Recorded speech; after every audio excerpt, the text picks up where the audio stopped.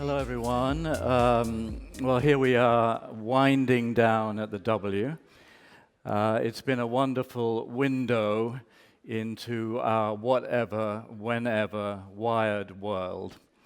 And we're here to discuss art at the eclipse of capitalism. The eclipse of capitalism might not be the first thing that comes to your mind, gazing at the skyline here, or indeed listening to His Excellency's description of the first-class facilities for passengers on Qatar Airlines. Nevertheless, we are, of course, living in an interactive age where the hierarchical is ceding to the lateral, where some people have described it as the collaborative age. I was fascinated to hear Marina posing the question of how you value or transact immaterial art, and we listened to that wonderful image of the burning check floating down into the Seine.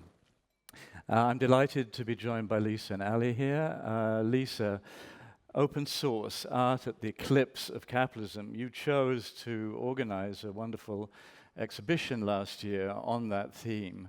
What should we understand by art at the eclipse of capitalism? Well, it might be helpful if I sort of explain how I got to this even notion, and I should say that the show was a very capitalistic enterprise. I was commissioned to write a paper called The Hollywoodization of the Art World, and I started to write it. I couldn't figure out what I wanted to say, so I just started looking at some books, and I came across this book called The Age of Access, which was very much about the sort of diminishing interest in ownership and a bigger interest in experience. And I thought, this is so true. You know, even when I look at Art Basel, I mean, of course, I work as an art advisor, so I sell objects. But I also sell sometimes experiences. And I started to think about the art fairs, which are also consumed as experiences. And there are 1,000 examples that we can all use. So I looked at the date of this book, which was written in 1990, and I thought, I am so out of the loop. Who is this guy? And it was a social and economic theorist named Jeremy Rifkin, who's written tons of books. So I went out and bought all of his books, and I started with the last one that he wrote. That was called Zero Marginal Cost, The Internet of Things, The Collaborative Commons, and The Eclipse of Capitalism. And I read it. It has nothing to do with art. And then I ditched my article, and I was talking to a very close friend, Max Hetzler, who said, why don't you curate a show of young artists? I was like, okay, I'm still reading the book. And I said, you know what, I need all 3 of your spaces. He's got 2 spaces in Berlin and 1 in Paris, because I needed it to be kind of everywhere, not just one location. And I curated the show with some friends. And what I wanted to do is, one of the things, I was trained as an art historian, and one of the things I find really interesting is that it's very difficult to historicize the now. What's happening right now, the last 10 years, the last 20 years. You know, you can't go to your art history book really and read about it. It's usually very vague. So there have been a lot of shows in Europe, primarily, about post-internet artists. And I thought, I hate this term. Everybody pretty much hates this term because it means nothing and everything at one time. And I just thought, let me curate a show that takes this notion that Jeremy Rifkin lays out, which is really about a 3rd industrial revolution, which, whether or not you believe that our economy will shift to a collaborative commons is irrelevant to me. I do think that we are in the middle of the beginning of an industrial revolution. And according to him, these things happen when advancements in energy and communications collide. So right now, it would be the kind of exhaustion of fossil fuels, the advent of renewable energy, and the internet. And so I thought, these things are happening, you know, whether we like it or not. So I looked to 1990, which is around when the internet started really proliferating, and already there had been issues with fuel since before. But so I looked at this, and I looked at artists who have been working since 1990 to the present. I'm sure I missed tons of them, and there are many more that could fit in, and I just wanted to see if the kind of characteristics of what were happening in the world were somehow kind of... And did you see or find a connecting theme? I mean, we can all see how the mechanical age produce futurism or cubism. Absolutely. Is there some theme that connects this There's a few. this post-internet age, the term you used and don't like? There's a few themes, and by the way, we had artists like Frank Stella, who has been playing around with a kind of precursor to a 3D printer for 25 years, who's made paintings fully from computers very early on. We had Christopher Wool, Albert Olin, and then we had Rena Spallings, who made a painting with a robotic vacuum.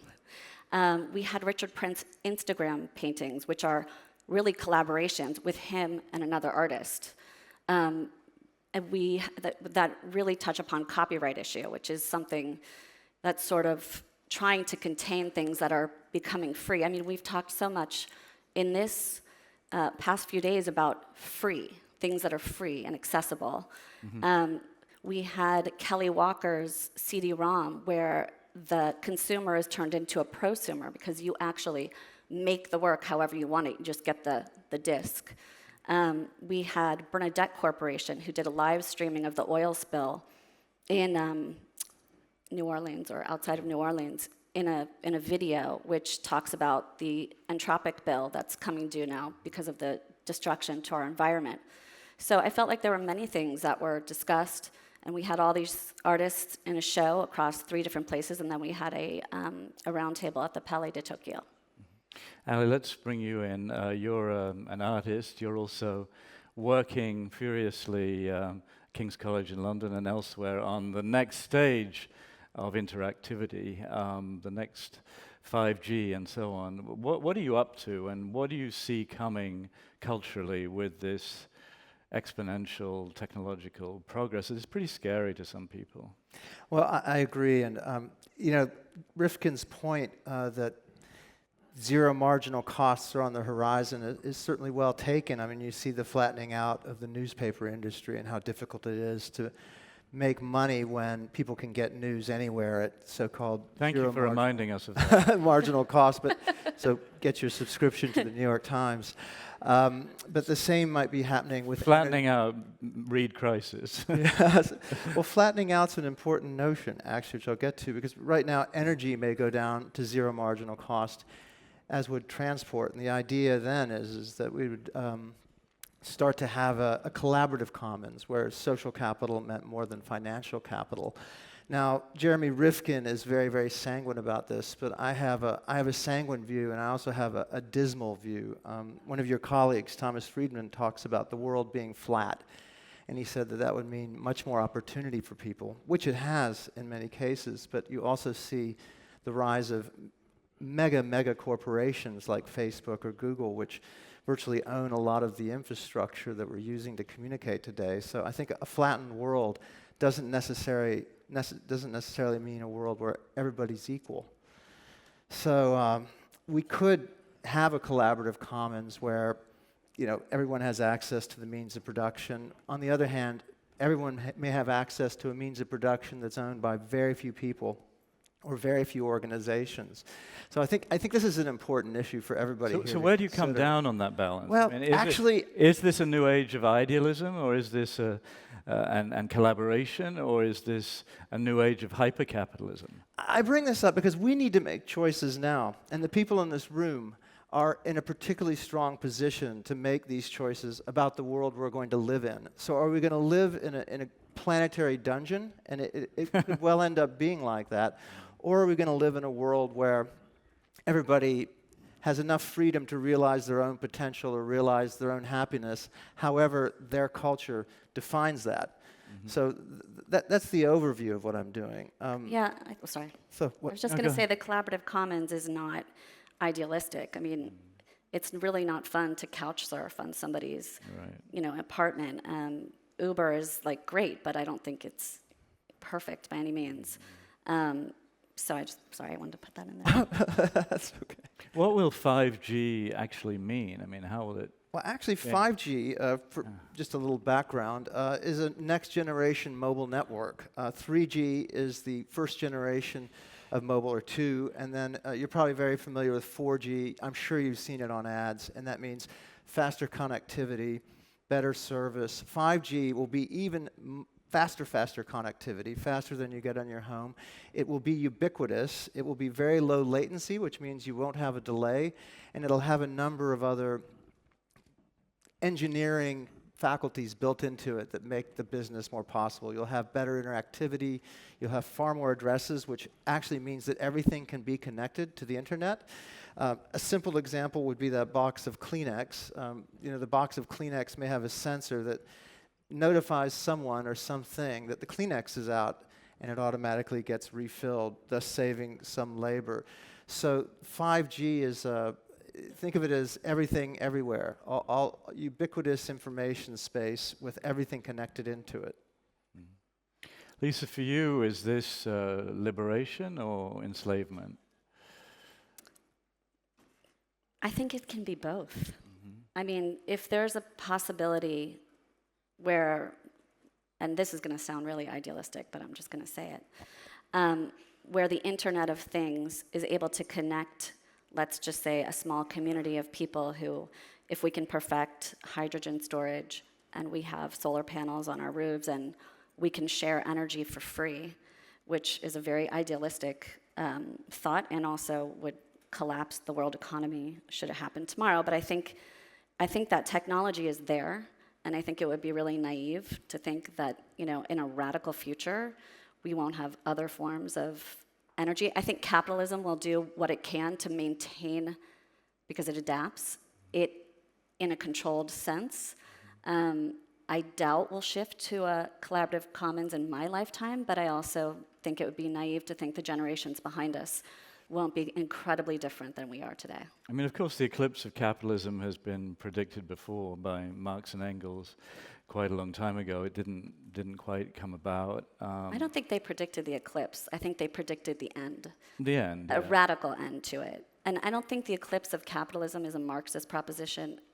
It might be quasi-socialist. I don't even necessarily... Eclipse means fading, but not complete elimination. Yeah. I mean, I think but when the sun is eclipsed, you don't see it at all anymore. Well, the way that I interpret this is that the capitalism that existed for a second industrial revolution, for oil and telecommunications, is vertically integrated. It's a different kind of capitalism than what is going to probably happen in the next 50 years because of the ability to share information.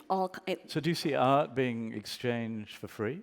Well, haven't we talked about that so many times? I mean, to a much greater degree. I mean, I have a friend who's invested in this is maybe sad or scary or positive. I think it's all these things at one time, but I have somebody who invested in a company that they asked me to curate my top picks, and it will just be like a $500 projector in your house.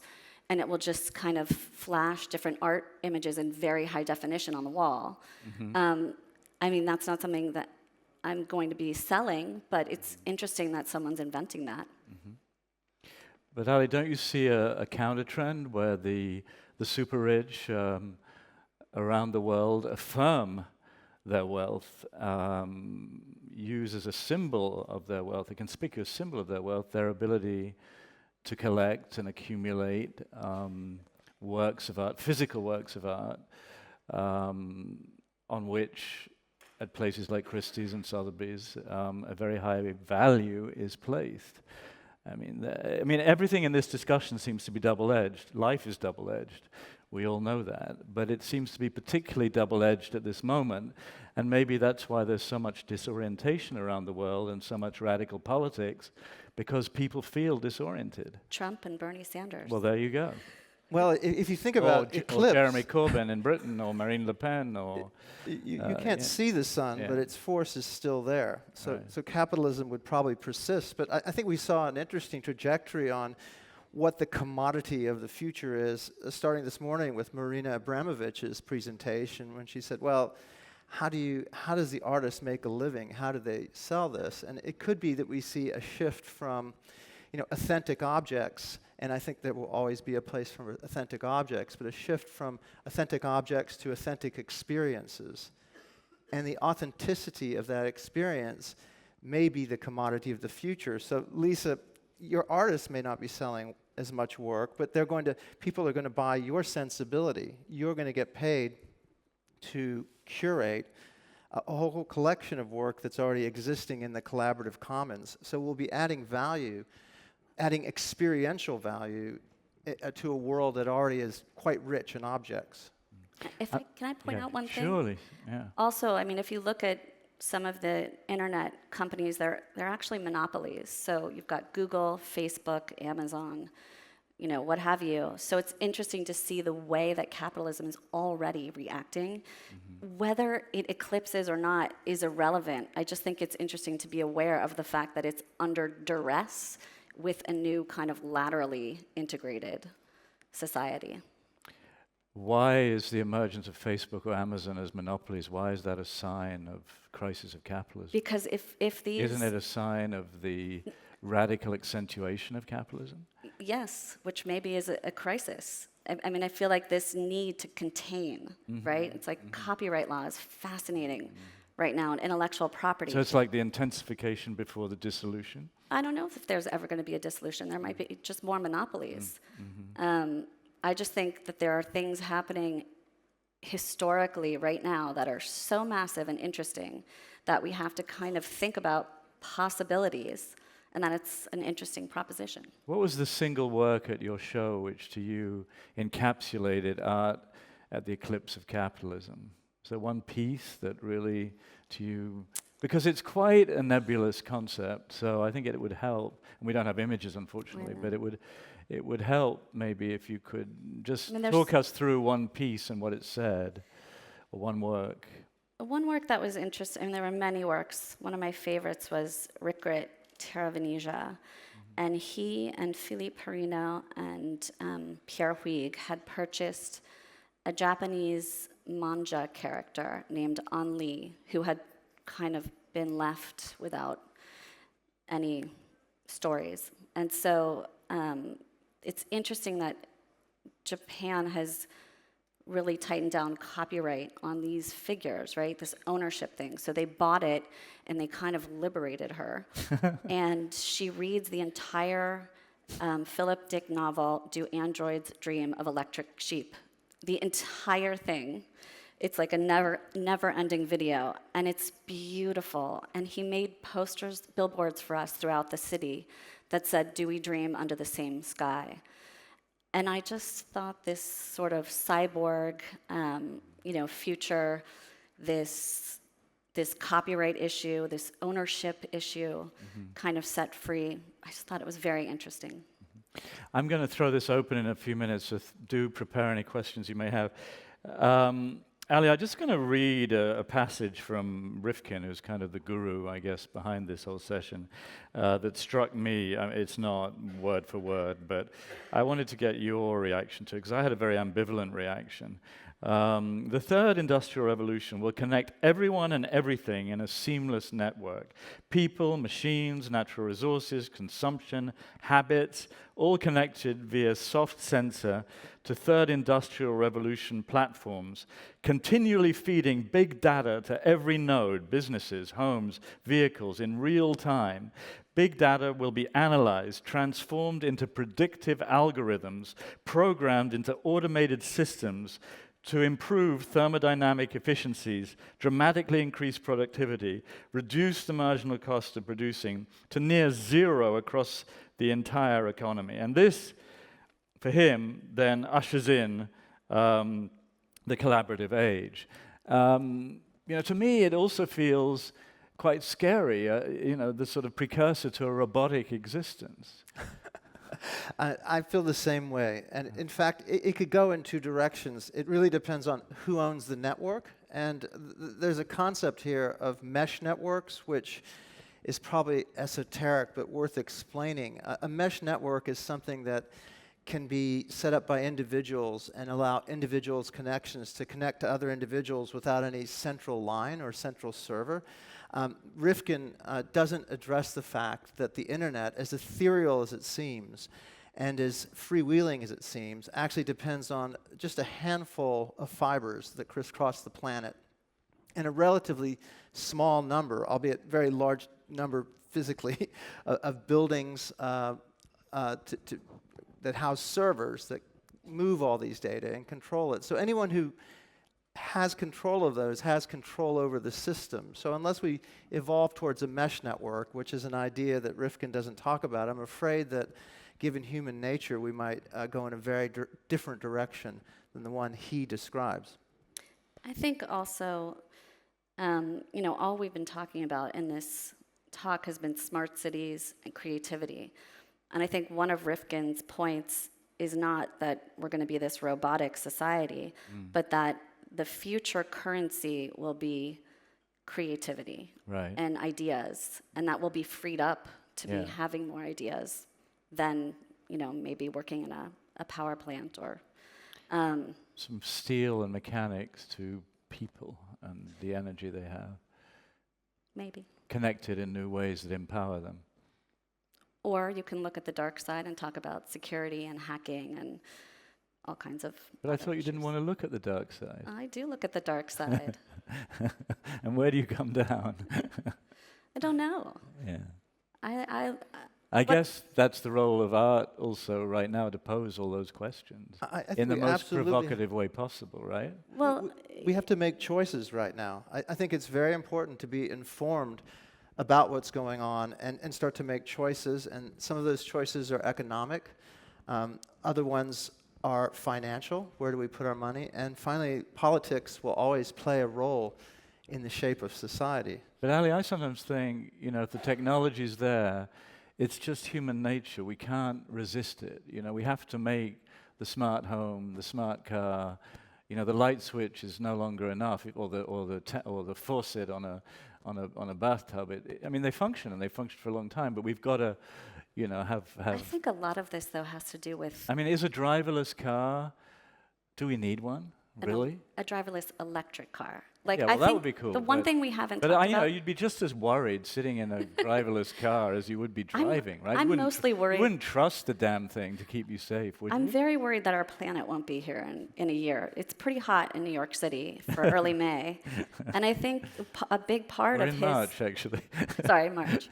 I think a big part of his whole discussion is he's trying to come up with solutions to the biosphere. They might be non-feasible in the end, I don't know, but at least he's actually working with the EU, he's working with China, and he's trying to help set up these sustainable cities. And at least he's working on something. Okay, ladies and gentlemen, who has it? Yes, sir.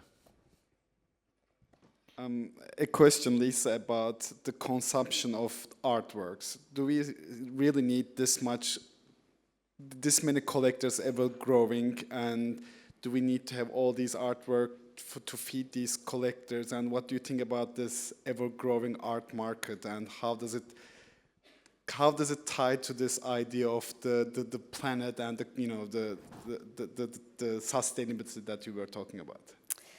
It feels a little bit hysterical at this point. I don't think I've ever had so many art fair previews, auctions, offers coming through my inbox ever.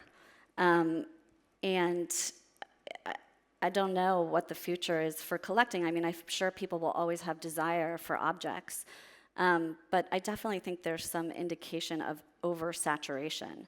And when I look at something like Rosalie Goldberg's Performa and Marina sitting here, and this sort of things like the Culture Shed, Alex Putz's Culture Shed, and his Manchester Biennial, I definitely feel there's a shift towards production and performance and experience, and it might be multidisciplinary. And I was sort of trying to talk about that with Jeffrey Deitch yesterday. I totally can see a world without art advisors. I can see a world without galleries. Sorry, Mark Spiegler, I'm glad you're not here. I don't know if that's ever going to happen, but I don't think I think the future is going to be very different.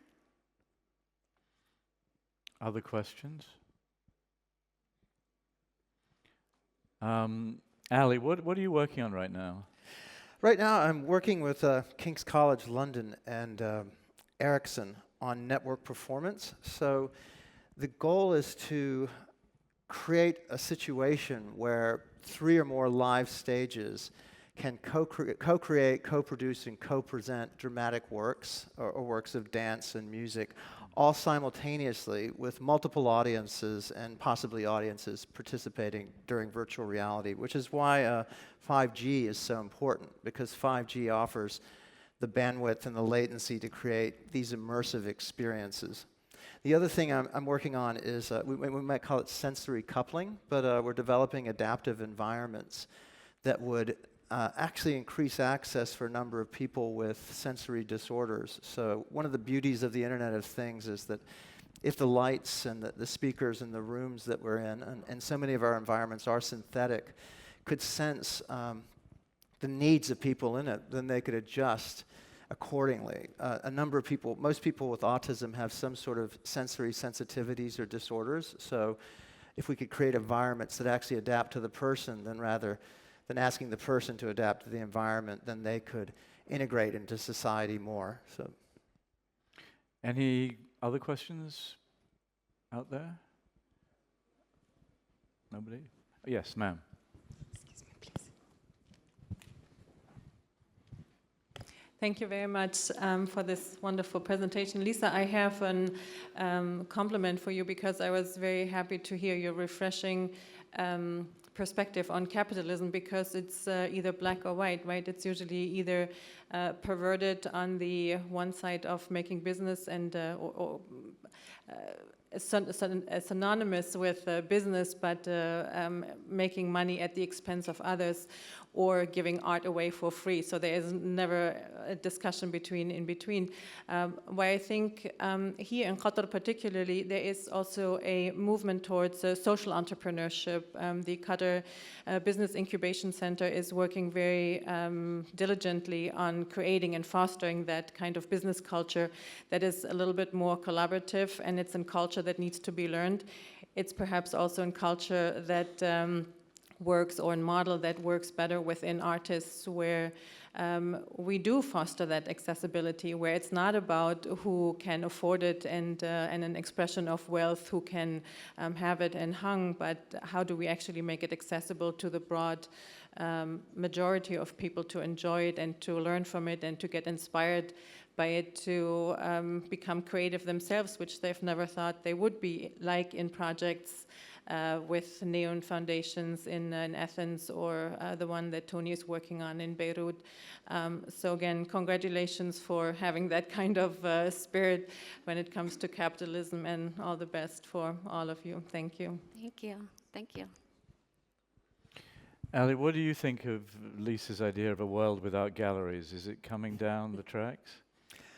well, I think it's happening very quickly. A lot of my friends who have galleries now just keep a small space, and they use the art markets. So I think the gallery function remains, but what the platform is will be different. And actually, that's one of the effects of when the internet comes and absorbs a medium. That medium becomes a platform. So we thought the internet would just converge with radio, television, newspapers, but it's actually absorbing a lot of architecture now, which you really see in virtual reality and the kind of things going on in Google. So you'll have that gallery function. You just might have a different kind of platform for it, where people can approach the gallery maybe, from their bedroom, from their living room, wearing some glasses when they're on the street.